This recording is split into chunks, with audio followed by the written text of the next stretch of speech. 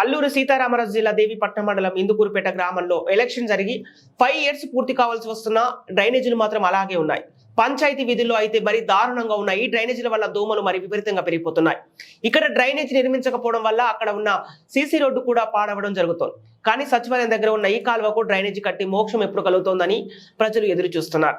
ఇప్పటికైనా దీనిపై అధికారులు స్పందించి డ్రైనేజీ నిర్మిస్తారని కోరుకుంటున్నారు.